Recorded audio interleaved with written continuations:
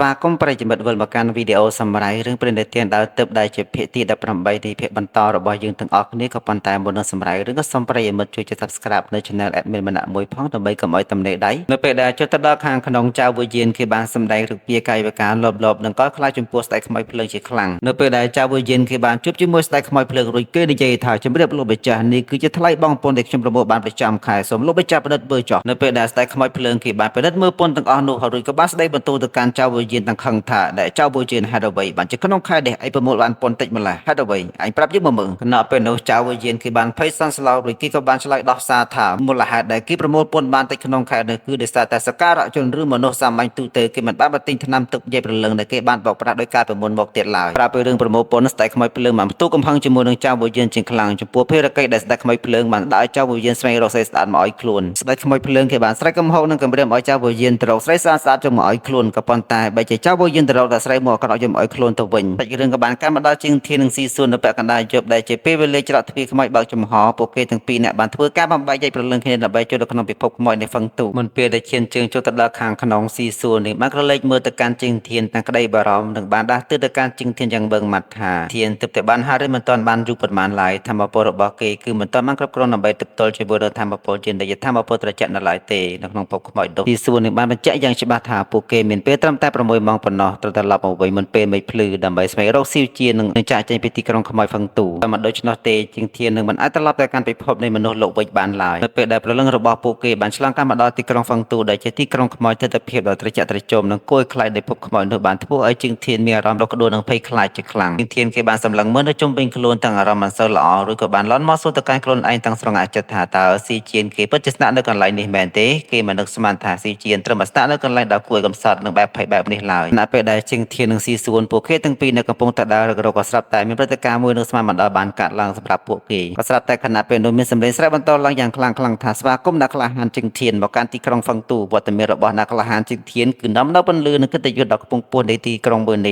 ះគឺជាពិធីស្វាគមន៍ដ៏ចម្លែកដែលធ្វើឲ្យជាងធានមានការភ្ញាក់ផ្អើលនិងហួសចិត្តជាខ្លាំងរហូតដល់ស្រែកខកថាឈប់សិនតែនេះគឺមានរឿងអ្វីកើតឡើងសម្រាប់ខ្ញុំខណៈពេលនោះភ្លាមឡងខួយក៏បានលេចមុខមកជួបពួកគេស៊ីសួនបានលន់មកថាមិនបានជួបគ្នាយូរហើយឡងខួយចំណែកឯជាងធានវិញដែលសារតែបារម្ភពីស៊ីវជានខ្លាំងពេកក៏បានប្រញាប់សួរទៅកាន់ឡងខួយភ្លាមថាឡងខួយតើឯងបានឃើញពីស៊ីវជានដែរទេក៏ប៉ុន្តែឡងខួយនេះក៏បានឆ្លើយតបវិញថាបងប្រុសបើមិនដែលខ្វល់ខ្វាយពីខ្ញុំសោះពេលដែលជួបមុខខ្ញុំភ្លាមបងសួរពីស៊ីវជានភ្លាមសម្រាប់ស៊ីវជានគឺយើងមិនតើបានរកនេះឃើញនៅឡើយទេតើពីបានជួបជុំជាមួយនឹងឡងខួយហើយស្ថានភាពប្រញាប់ប្រញាល់ក៏បានខាត់ចិត្តមកដល់ស៊ីសួននេះបានរំលឹកឡើងភ្លាមថាពួកគេសល់ពេលត្រឹមតែ6ម៉ោងតែប៉ុណ្ណោះហើយជាងធាននៃខានក៏ទៅចាក់ចេញពីទីក្រុងហ្វឹងទូនេះមុនពេលទឹកត្រះបើពុំដូច្នោះទេជាងធានគេមិនអាចចូលទៅក្នុងខ្លួនខ្លាចជាមនុស្សលោកវិញបានឡើយដើម្បីកុំឲ្យជាងធានមានការសន្ស្លោនិងបាក់ទឹកចិត្តឡងខួយគេបាននិយាយលួងលោមនិងផ្ដោតទំនុកចិត្តទៅកាន់ជាងធានវិញថាក៏បារម្ភអីបងប្រុសពួកយើងនឹងរកនឹងឃើញឆាប់នេះខណៈពេលនោះឡងខួយនេះបានប្រើក្មេងខ្មោចតូចទាំងអស់នោះចាប់ខ្លួនចៅវិយាដើម្បីយកមកសួរចម្លើយដឹងរឿងម្ដងខណៈពេលនោះក្មេងខ្មោចតូចទាំងអស់នោះបានប្រាប់ទៅកាន់ឡងខួយថ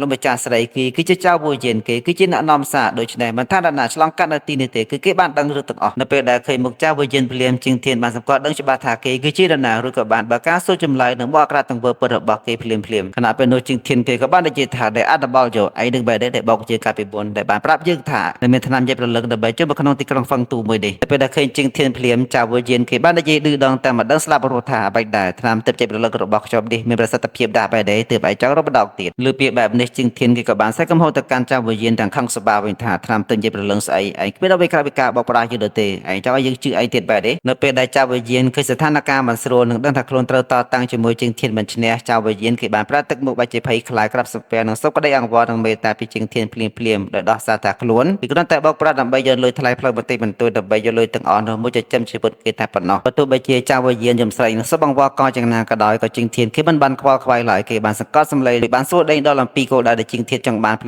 លាមខណៈពេលនោះជាងធានគេក៏បានសួរនាំនៅកម្រិតកំហែងទៅកាន់ចៅវិយាភ្លាមថាប្រាប់ខ្ញុំជាបុណ្យសិនឯងបានឃើញនៅក្នុងរូបនេះដែរទេចៅវិយាបានធ្វើទឹកមុខរែកនឹងលាក់លៀមបានធ្វើឲ្យជាងធានតែកំហុសសួរចម្លើយបន្ថែមទៀតថាបានឃើញឬក៏បានឃើញឆាប់ឆ្លើយភ្លាមនៅពេលដែលរងសម្ពាធនៃការសួរចម្លើយពីជាងធានចៅវិយាគេបានលួចគិតក្នុងចិត្តទាំងពេលសន្ស្លោគេលន់មកក្នុងចិត្តថាមិននឹកស្មានថាស៊ីជានេះមានមនុស្សដែលមានអំណាចនៅពីខាងក្រោយក្នុងបែបនេះសោះប្រសិនបើពួកគេដឹងថាខ្លួនបានលុបលួចចាប់នាងយន្តឲ្យស្ដេចខ្មោចនោះគេច្បាស់ជាត្រូវស្លាប់ចាក់ជាពំខានខណៈពេលនោះចៅវិយាគេក៏បានរកឃើញល្បីកលមួយដើម្បីដោះសារយករួចខ្លួនខណៈពេលនោះចៅវិយាគេបានធ្វើជាឆ្លើយទទួលថាខាងសេវជាតិមែនទេខ្ញុំតបបានឃើញនឹងពីបុណ្យបោកនៅពេលដែលបានលើបែបនេះជាងធានគេបានបង្ខំឲ្យចៅវិយាប្រាប់គេភ្លាមថាឯង ចាប់ប្រាប់យើងភ្លាមមកតើស៊ីជានឹងនៅឯណាខណៈពេលនោះចៅវយានបានប្រឡប់បាច់រួចកំហុសនឹងបង្វែរការវាប្រហារទៅលើអ្នកដទៃដោយពុតផក្រុមគ្នារបស់ជីកធានថាគ្មានស្រីបណ្ដាក់នោះគឺត្រូវបានស្ដេចខ្មោចភ្លើងចាប់ខ្លួនទៅដើម្បីធ្វើជាគុកក្រមុំរបស់គេបាត់ទៅហើយនៅពេលដែលក្រុមជីកធានពួកគេទទួលបានដំណឹងនឹងព័ត៌មាននេះពីចៅវយានហើយពួកគេទាំង3នាក់ពីម៉ូតូក៏បានរួមដៃគ្នាដើម្បីទៅវាយប្រហារនិងកម្ចាត់ខ្មោចស្ដេចភ្លើងនោះភ្លា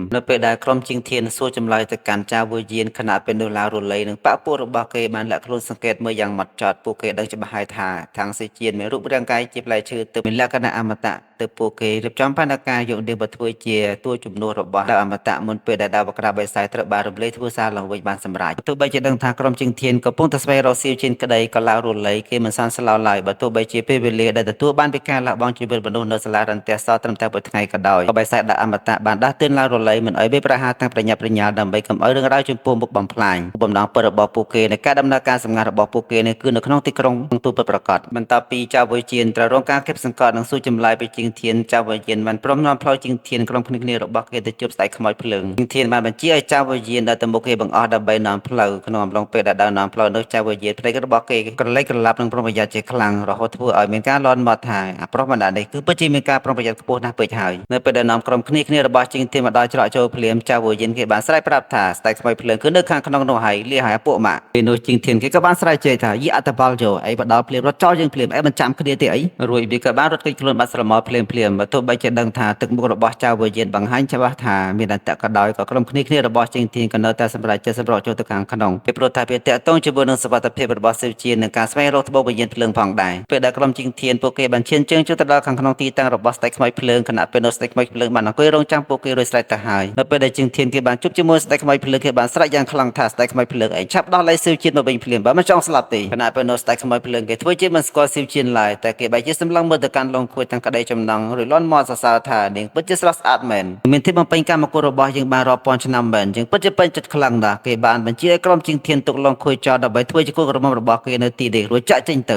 បិសាចភ្លើងគេថែមទាំងពោលទៅសរទៅកាន់ចៅវយានពីក្រោយខ្នងថែមទៀតថាលើកនេះចៅវយានឯងពិតជាធ្វើការបានល្អណាស់បិសាចកម្មគុណចង់បានខ្លួនធ្វើជាកូនក្រមុំលងខួយបានខឹងសប្បាយយ៉ាងខ្លាំងរួចជិះប្រមាថទៅកាន់ស្ដេចខ្មោចភ្លើងវិញថាដែលបិសាចពួកក្រឯងមិនចាស់ខ្មាស់អៀនទេមែនឯងកំពុងតែលេងសើចជាមួយភ្លើងហើយកូនណាពេលនោះស្ដេចខ្មោចភ្លើងបានលើកត្បូងវិញ្ញាណឡើងរួចដុតបំផ្លាញធម្មពលរបស់ពួកគេផ្ទាល់តែម្ដងកំដៅដល់សះសន្ធោសន្ធើនេះបានធ្វើឲ្យពួកគេក្តៅឈឺចុកចាប់ជាខ្លាំងស្ដេចខ្មោចភ្លើងបានសើចចំអកនឹងអួតអាងថាហ្វឹងទូគឺជាដៃបុករបស់ពួកគេតែម្នាក់គត់ក្នុងខណៈពេលនោះពេលវេលា6ម៉ោងរបស់ពួកគេក៏ជិតអស់ទៅហើយលងខុយក៏ចាប់ផ្ដើមតច្រត់នៅទឹកខ្សោយទៅហើយនោះពេលនោះស៊ីសួននាងបានប្រើមន្តអាគមរបស់ពស់របស់នាងគឺហៅថាវិញ្ញាណទឹកកកបានបង្កើតជាខែការពេកយ៉ាងអស្ចារ្យចំកដាលសម្បត្តិនៃព្រឹងរត់ដល់ក្តៅក្រហាយមួយនោះណាពេលនោះស៊ីសួននាងបានស្ដីបន្ទោសដល់ការស្ដេចខ្មោចភ្លើងចំថាប្រើប្រាស់ត្បូងវិញ្ញាណខុសផ្លូវធ្វើបាបប្រលឹងវិញ្ញាណនៅហ្វឹងទូនិងបំផ្លាញតលយៈភាពនៃភពទាំង6នាងបានប្រាប់ស្ដេចខ្មោចទៀតថាប្រសិនបើស្ដេចខ្មោចភ្លើងបានឈប់វានៅត្រឹមនេះគឺមិនទាន់អស់ឱកាសនោះទេដើម្បីបញ្ចប់សមរភូមិយ៉ាងយូរមួយនេះស៊ីសួននាងបានសហការជាមួយនឹងជាងធានដើម្បីវាយបោះទៅកាន់ស្ដេចខ្មោចភ្លើងនោះទៅវិញជាបន្តបន្ទាប់និយាយគ្នាមិនទាន់បាននឹងច្បាស់ផ្សាច់រឿងផងខណៈពេលនោះបិសាចខ្មោចភ្លើងគេក៏បានប្រាណវេទមន្តដើម្បីវាយប្រហារទៅកាន់ជាងធាននិងស៊ីសួនបន្ត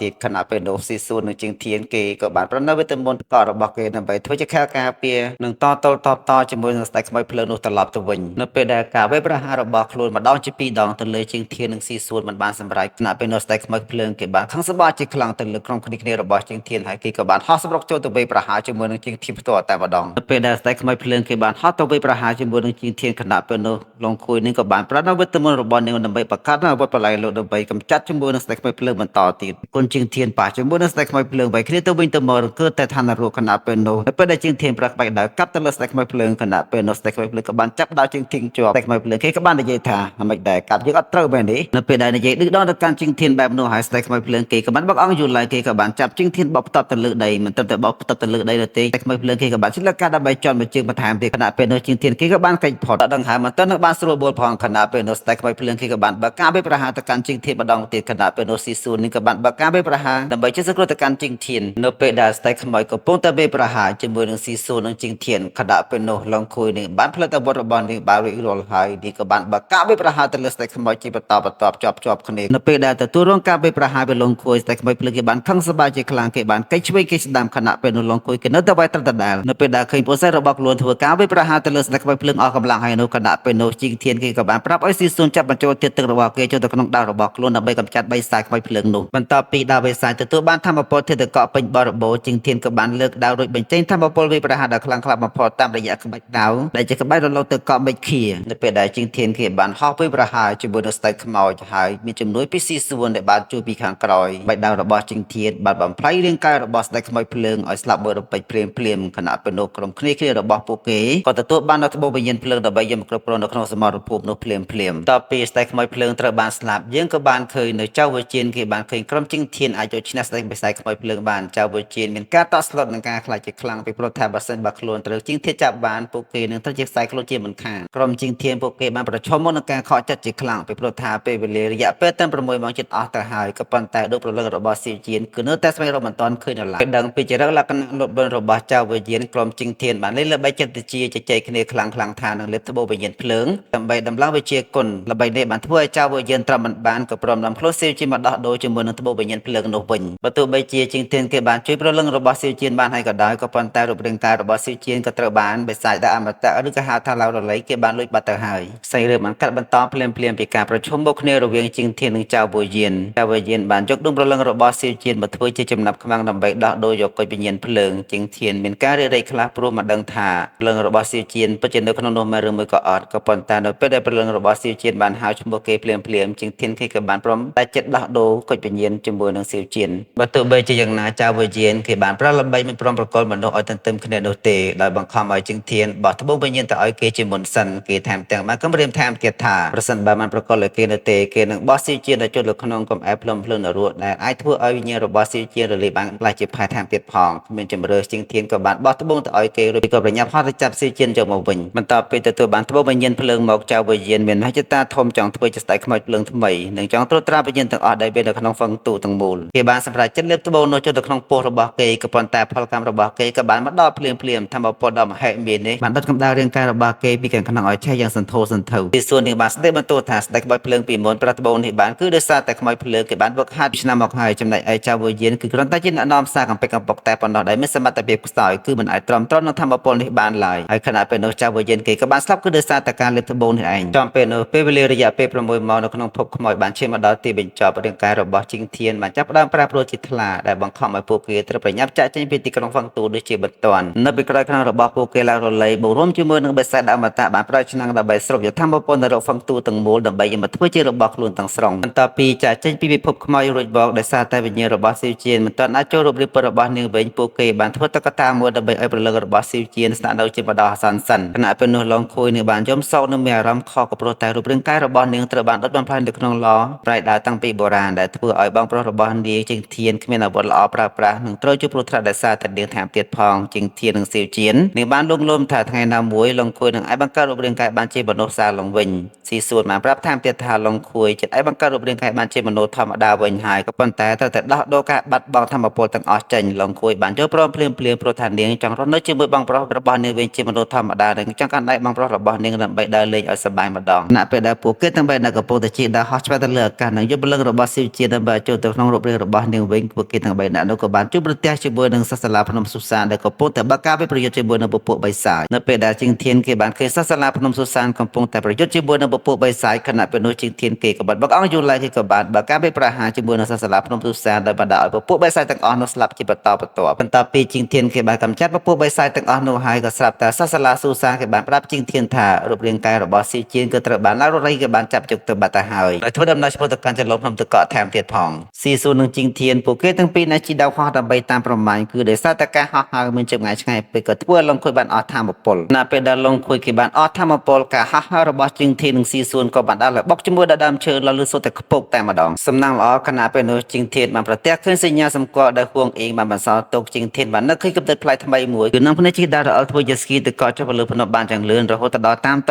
នគ្នារបស់រុលៃបន្ទាប់ពីចុះទៅដល់ជលងភ្នំជីងធានបានជួបជាមួយនឹងហួងអៀងនិងបានជួយសង្គ្រោះស៊ីស៊ូនពីគ្រោះថ្នាក់ការពីរំជួយដីនិងថ្មធ្លាក់លើភ្នំបានជោគជ័យពួកគេបានបន្តធ្វើដំណើរទាំងភាពរងាដើម្បីស្វែងរករូបរាងកាយរបស់ស៊ីវជាត្រូវបានគ្នាឡើងរលៃដណ្ដើមយកទៅបាទនោះក្រុមជីងធានពួកគេក៏បានទៅដល់ចំណុចស្នូលនៅជលងភ្នំទឹកកកនោះនៅទីនោះពួកគេបានប្រទះឃើញគ្នារបស់ឡាវរលៃកំពុងតែឈរយាមរាងកាយរបស់ស៊ីវជាឡាវរលៃគេបានប្រកាសថាពេលនេះរូបរាងកាយផ្លែឈើនៃដើមឈើទឹករបស់ស៊ីវជាបានក្លាយជារបស់យើងហើយដែលនេះជាការបើកឆានការ តតរធំមួយទៀតនៅវគ្គបន្តផ្សេងរឿងរបស់យើងក៏បាន slash ត្រឹមតែប៉ុណ្ណេះសិនសូមតែប្រិយមិត្តនឹងចូលចិត្តវីដេអូរបស់ admin យើងនឹងជួបគ្នានៅវគ្គបន្តទៀតបាយបាយ